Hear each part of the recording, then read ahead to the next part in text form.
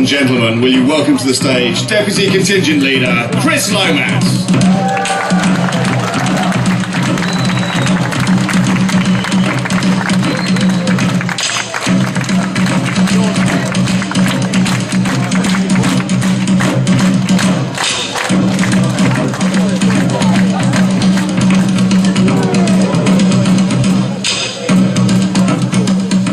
Thank you very much. This is what you call well and truly stitched up. I wasn't supposed to be talking to you at all this weekend. Thought I'd got away with it. Thought you'd got away with it. And then we just thought actually there's a few things that we could do with telling you all about. And because I put my head above the parapet, here I am. So I'm not quite sure what's going to come up on these slides for the next 5 or 10 minutes. But we'll give it a go. I'll make something up and I'll sound confident. What is the Jamboree site like? We haven't told you that. Yet. There you go. That's what it's like.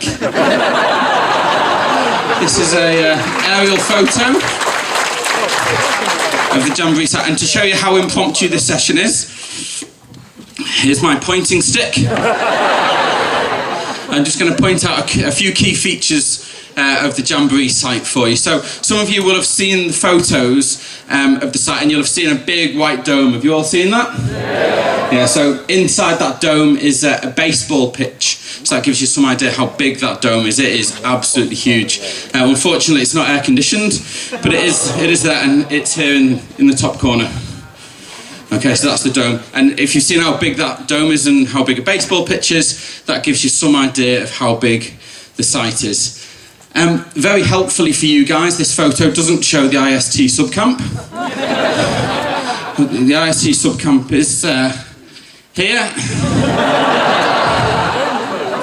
Okay, just next to the car park, so you can see the car park, but not where you're going to be sleeping. So that's IST. So you can see if you are doing some activities, or the main arena has moved as well. The main arena is down here now. So if you're doing activities on any of these zones here, or at the main arena, you've probably got a good 45 minutes to an hour's walk from the IST subcamp to get to your activities. The good news is that you are next to the IST restaurant. The IST restaurant is in the car park, in the corner of the car park there. So at least you don't have to go far for your breakfast in the morning. The subcamps are these areas here, right in the middle of the picture.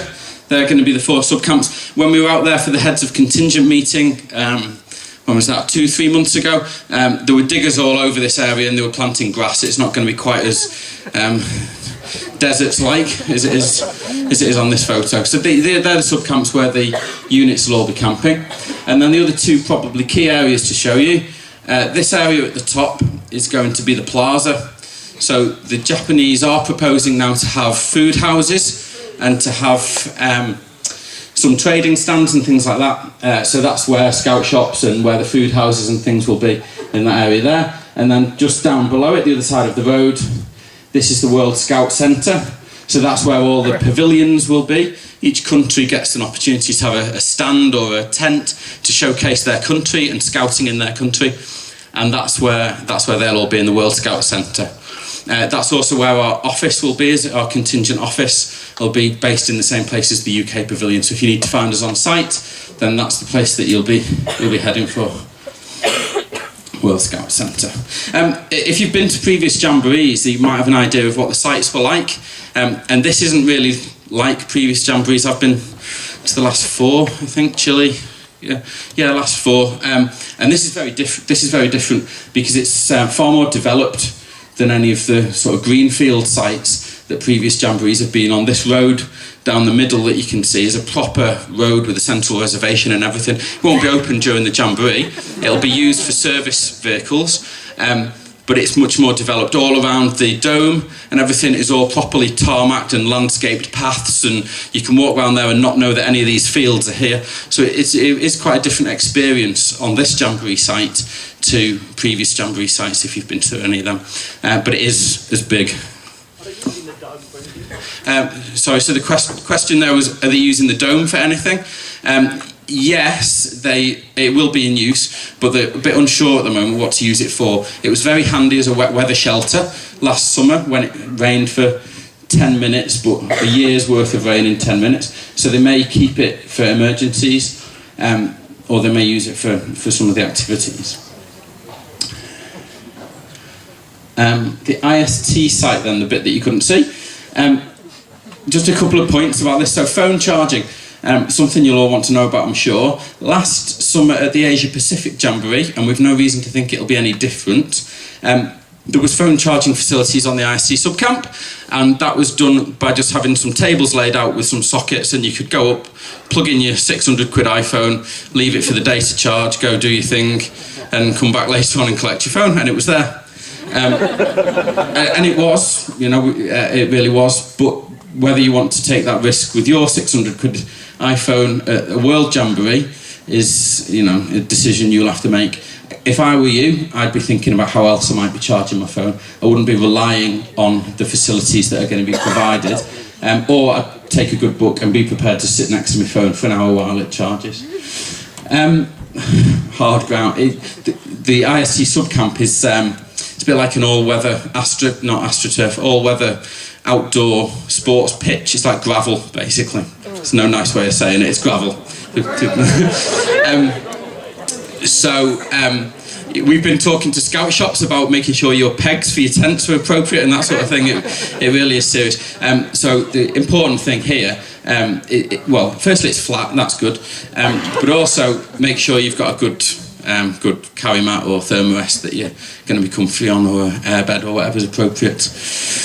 The IST restaurant I've mentioned, that's right next to where the IST subcamp is. And it's great, and you go in, and then they were really well set up actually last summer, and will be again for different dietary requirements, for example. So as you go in, there's a kind of traditional Japanese row of serving areas. There's a kind of westernised menu serving areas. There's very clearly labelled then vegetarian and halal and kosher. It's really well organised actually. The restaurant was very impressive.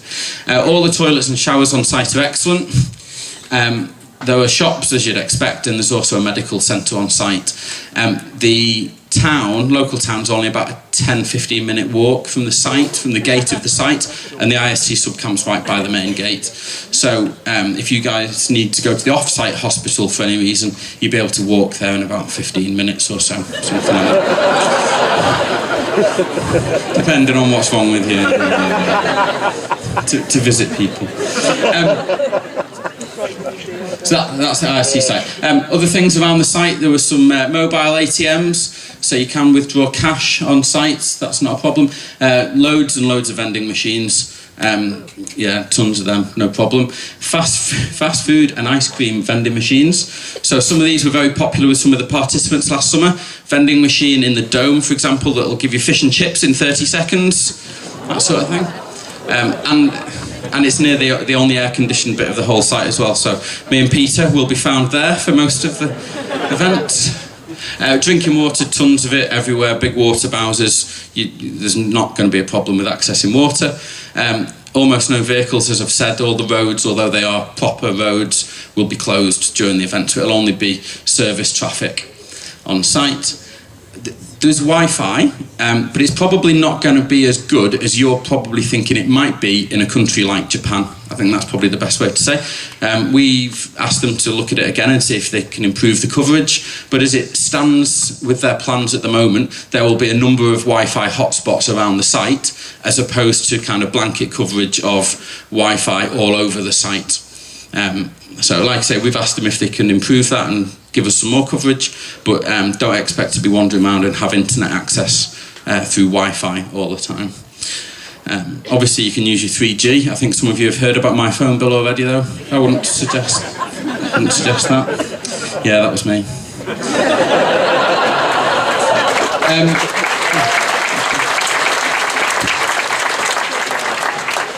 And the last thing about the site, tsunami warnings. So I think, I can't remember actually, if it's 30 or 90 minutes warning you get, both are enough. Because the tsunami evacuation point is only a 20-minute walk or a 10-minute run the site. Very clear, it's a big hill. It's the natural place you would run to if someone told you there was a tsunami. And they do a practice. Not you don't have to go there, but they sound the alarm every day to check that the alarm is working.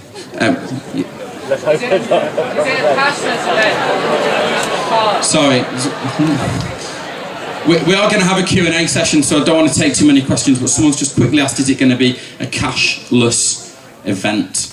And the answer is I'm not sure, but I don't think so. I think they will use cash. But let's come back to that question, and I'll check. In the Q&A we'll come back to it. There's some photos of around the site, ATM, top left, fast food, hot fish and chips. Happy looking Scottish Scout there with his fish and chips. Coach Park at the bottom. And just a little bit about the programme. So this is the sort of thing that the young people are going to be doing when they're on site. So there's a peace programme, we've talked about that, going to Hiroshima, they'll all get to do that. Global Development Village, most of you would be familiar with if you've been to previous Jamborees. Science, community, crossroads of culture, you can read it yourself. They didn't do any water programme at the Asia Pacific Jamboree last year, which seems crazy when the site is next to the sea. But it's a cultural thing. The Japanese aren't into sailing and kayaking and things in the same way that we are, but it was something that was picked up after that event. The World Organisation asked for it, the Japanese have implemented it, so there will now be some water sports based on the site, both in the swimming pool on site and using the sea as well. Phew, made it. That's everything from me. I think Peter is next. Thank you.